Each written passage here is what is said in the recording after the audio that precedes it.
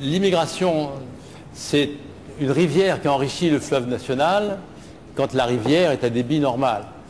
Quand la rivière déborde, c'est un problème. Donc, c'est du bon sens uniquement. Il y a trop d'idéologie là-dedans. Il faut du bon sens. Du bon sens, c'est-à-dire qu'il faut réguler les flux.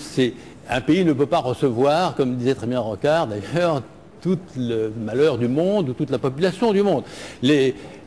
Donc, je crois, j'ai été un de ceux qui ont voulu réunir tous les services qui s'occupent de l'immigration dans un seul ministère. Je ne sais pas si c'est mes idées qui sont appliquées, en tout cas j'ai toujours milité dans ce sens, ça me semble tout à fait cohérent.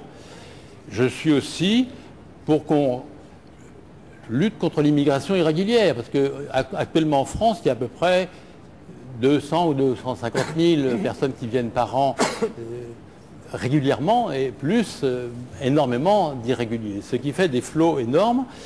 Et nos tribunaux, nos administratifs, judiciaires ou nos préfets prononcent régulièrement plus de 50 000 décisions de reconduite qui ne sont pas appliquées.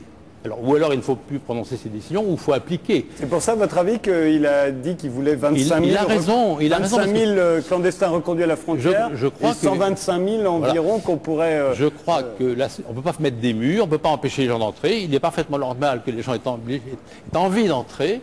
Et quand on rentre dans un cinéma sans payer, quand on se fait prendre, on s'en va. Et là, nos décisions n'étaient plus appliquées. On avait plein de gens qui travaillaient à prendre des décisions d'expulsion. Il n'y avait plus pratiquement d'expulsion. Il y a à peu près 50 000 décisions d'expulsion par an. Bon. En disant 25 000, il en appliquerait la moitié. Hein. Ça relativise quand même. Mais je sais pas, c'est pas dramatique d'ailleurs, mais c'est une manière de dissuader, parce que les gens rentrent comme ils veulent. Mais s'ils reviennent chez eux, ils ne reviennent pas tout de suite. Donc c'est un signal pour montrer que la France est un pays accueillant, mais qu'il faut être en règle. Voilà. Tous les pays du monde font ça, hein. Tous, sans aucun problème. Les Anglais, évidemment, les Allemands, tout le monde. Hein. Il est très facile de faire du misérabilisme. Non, mais c'est très facile. Et c'est d'ailleurs une des causes, à mon avis, de l'échec du Parti socialiste. C'est qu'ils sont sans papieristes. Et le peuple est contre. Le peuple veut bien que les gens viennent de n'importe où, mais qu'ils viennent à flot modéré et en s'intégrant. Et en étant absolument pour l'immigration irrégulière, le socialisme s'est tué dans les milieux populaires. Non, et ce discours est facile. Je suis le premier à savoir que c'est difficile, que les gens qui viennent... Je n'ai jamais...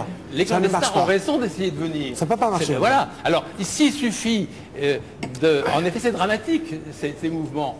Mais ça ne suffit pas de faire appel aux bons sentiments. Les bons sentiments mènent à l'enfer. L'immigration a été utilisée par tout le monde. Au début par la droite et par l'extrême droite comme une espèce d'épouvantail, et puis par la gauche de manière parfaitement misérabiliste, et c'est devenu pour la gauche pratiquement le seul argument social aujourd'hui. À tel point qu'on se demande si les seuls citoyens ne sont pas les immigrés clandestins pour le PS.